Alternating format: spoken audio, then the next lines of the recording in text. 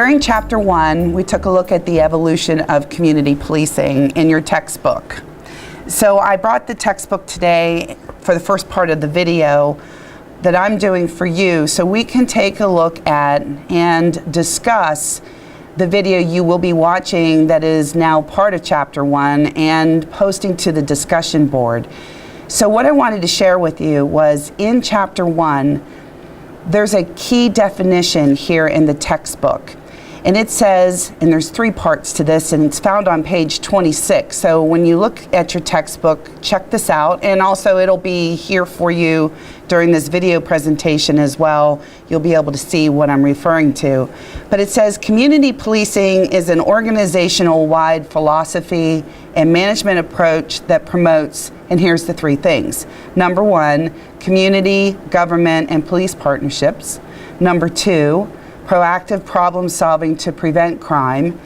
And the 3rd one, community engagement to address the causes of crime, fear of crime, and other community issues.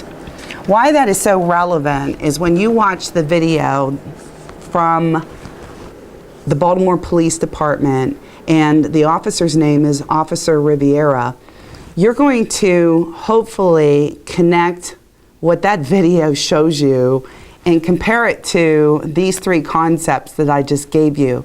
First of all, Officer Riviera for the Baltimore Police Department has engaged a group of teenage skateboarders, and they're around the harbor area of Baltimore where skateboarding is not permitted.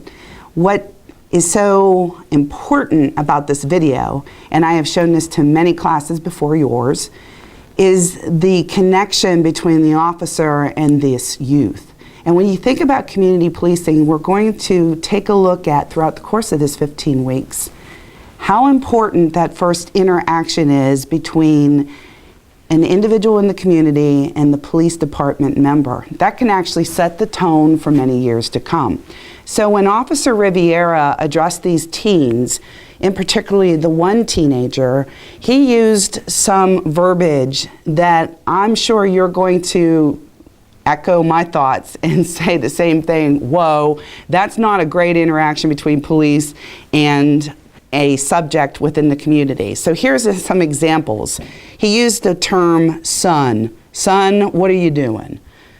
He says, what kind of juvenile are you? I mean, this juvenile is a 14-year-old. What kind of juvenile are you? I'm gonna smack you upside your head.